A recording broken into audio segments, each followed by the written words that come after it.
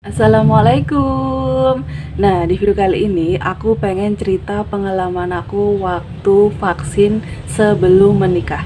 Nah, jadi di sini buat kalian yang butuh informasi ini, pokoknya tonton video ini sampai selesai. Jangan lupa di like, komen, dan subscribe. Terima kasih.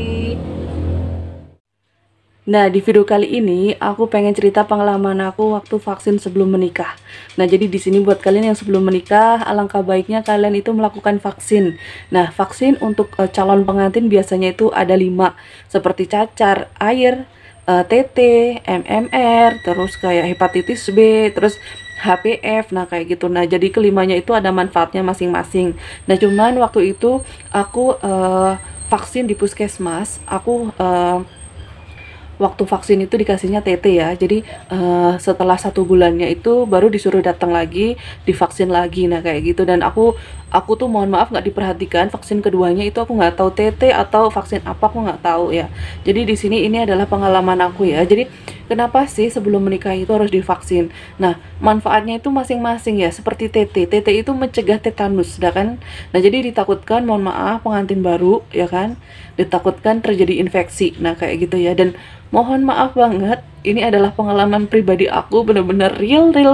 Setelah pengalaman aku jadi pengantin baru, aku terinfeksi saluran kemih. Mohon maaf. Jadi aku bener-bener ngalamin infeksi, dan itu teh bener-bener menyiksa banget, dan alhamdulillahnya tidak sampai parah. 1 kali berobat langsung sembuh, dan itu rasanya tuh masya Allah ya. Jadi buat kalian yang pernah ngerasain infeksi saluran kemih, pasti kalian itu nangis banget setiap pagi, bahkan sampai meriang-meriang. Nah, kayak gitu ya. Awalnya dikira hamil, nggak taunya infeksi saluran kemih. Jadi infeksi yang terjadi setelah menikah. Nah, makanya kenapa sih disuntik TT? Nah, itu manfaatnya seperti itu. Nah, kalau misalkan kayak infeksi vaksin kayak HPV itu kan vaksin yang benar-benar untuk mencegah terjadinya kanker serviks. Nah, kayak gitu ya. Jadi pokoknya kelima macam itu ada manfaatnya masing-masing. Nah, kayak gitu. Nah, untuk pengalaman aku pribadi waktu itu ya, jadi di tempatku, tepatnya di Purworejo, Jawa Tengah, syarat menikah itu kita harus sudah cek kesehatan dan juga vaksin untuk si pengantin, calon pengantin wanita. Nah, jadi seingat aku dulu, dari ke RT ke desa, terus kita dikasih kayak surat pengantar gitu, kita ke puskesmas. Dan di puskesmas itu si pengantin cewek dan cowok itu melakukan tes kesehatan.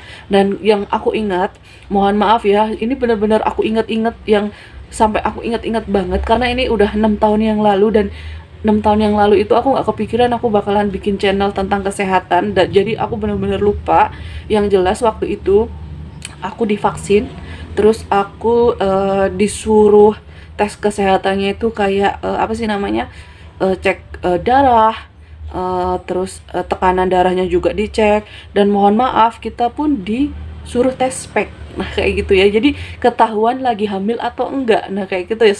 Sedetail itu kita itu diceknya.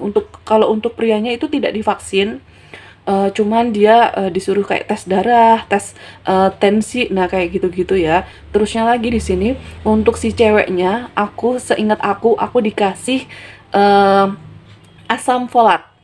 Nah, kayak gitu ya. Jadi untuk orang yang apa sih namanya, sebelum menikah itu juga bagus minum asam folat. Nah, yang aku ingat, aku dikasih asam folat, aku di vaksin TT, terus cek-cek kesehatan dan segala macam. Nah, untuk berikutnya setelah sebulannya kalau nggak salah, aku disuruh datang lagi, aku divaksin lagi. Nah, cuman kalau misalkan kalian pengen kelima-limanya itu, mungkin kalian bisa vaksin di rumah sakit. Nah, kayak gitu ya. Cuman kalau waktu aku di puskesmas, aku hanya 2 kali vaksin. Nah, yang aku ingat, aku vaksinnya TT yang pertama itu. Nah, jangan salah ya, vaksin TT itu berguna untuk calon bayi kita. Nah, jadi ditakutkan bayi kita itu terkena infeksi, terus si ibunya juga ditakutkan terkena infeksi. Nah, makanya kenapa di tempatku itu syarat untuk menikah itu mengisi surat kesehatan. Di salah satunya isinya itu ada vaksin. Nah, kayak gitu. Dan yang aku ingat ya, Pokoknya setelah selesai cek kesehatan dan vaksin, kita itu ke KUA, baru boleh kita ke KUA. Jadi benar-benar udah syarat, jadi tidak boleh terlewatkan. Jadi kalau misalkan tidak dicek-cek kayak gitu, kita itu tidak boleh. Nah kayak gitu ya. Nah setelah kita ke KUA dicek-cek, bahkan dulu ada drama juga ya, dramanya itu suamiku namanya Muhammad, di KTP depannya itu M, di ijazah tulisannya itu tidak disingkat Muhammad, dan sempat jadi kendala juga dan dipermasalahkan juga, dan jalan satu-satunya disamakan dengan ijazah. Jadi buku nikah kita itu M Muhammad, tidak disingkat. Nah gitu ya. Jadi di sini buat kalian ini juga ada pelajarannya buat kalian. Jadi kalau misalkan kalian namanya suaminya ada Muhammad, itu sebaiknya tidak boleh disingkat-singkat di KTP-nya. Jadi biar untuk mengurus berkas-berkas yang lainnya itu tidak bermasalah. Nah kayak gitu. Nah jadi ini adalah pengalaman aku waktu vaksin sebelum menikah. Nah kayak gitu ya. Nah jadi di sini kenapa sih harus melakukan vaksin? Ya karena ada manfaatnya buat si ibu atau calon ibu atau calon bayinya. Nah kayak gitu. Dan sebenarnya kalau misalkan yang lebih bagusnya itu dua-duanya tuh cek kesehatan ya. Jadi cek kesehatannya itu benar-benar harus yang lengkap. Misal kayak cek kesehatan kayak apa sih namanya, HIV. Nah kayak gitu itu sebenarnya juga bagus ya. Cuman kayaknya udah nggak umum ya, kita mau menikah kepikiran mau cek-cek kayak gitu. Kayaknya itu nggak terlalu terpikirkan. Cuman kalau misalkan dijadikan syarat untuk ngisi data sebelum menikah, itu sebenarnya bagus banget ya. Cuman di pemerintah kita itu tidak seperti itu. Nah cuman kalau misalkan di tempatku ya vaksinnya ya hanya TT. Terus untuk laki-lakinya itu tidak vaksin, hanya cek-cek kesehatan. Nah kayak gitu. Jadi ini adalah pengalaman aku pribadi. Mohon maaf kalau penyampaiannya itu agak beribet ya. Aku bener-bener agak lupa gitu. Soalnya kejadiannya itu sekitar 6 tahun yang lalu. Dan bener-bener yang aku inget aku disuruh apa? Disuruh tes pack. Jadi kalau misalkan aku nggak ngerti ya, kalau misalkan kita di tes pack terus hamil, terus itu ke KUA dilarang atau gimana, aku juga nggak ngerti. Atau harus sidang-sidang, aku juga nggak ngerti. Cuman yang jelas di tempatku itu syarat untuk menikah harus cek kesehatan, harus vaksin. Nah kayak gitu. Dan di sini mohon maaf kalau misalkan cara ngomongnya tidak jelas. Nanti di deskripsi akan aku tulis lagi manfaat-manfaat vaksin seperti TT, MR, kayak hepatitis B, terus kayak cacar air. Nah kayak gitu ya. Cuman di sini buat kalian pasti udah tahu ya, kayak cacar air pasti udah tahu manfaatnya apa.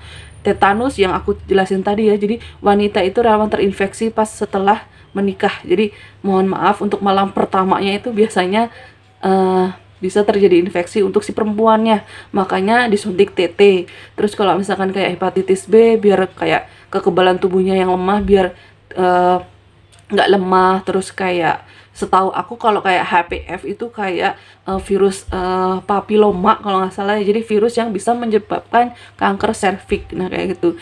Cuman kayaknya kalau vaksin yang itu kayaknya kita harus benar-benar cari sendiri ya di rumah sakit. Kalau kayak di puskesmas itu biasanya hanya TT saja. Dan ini adalah pengalaman aku pribadi. Nah kayak gitu. Jadi buat kalian yang ingin menikah, alangkah baiknya kalian melakukan vaksin. Nah kayak gitu ya. Karena ini demi kesehatan kalian. Nah kayak gitu.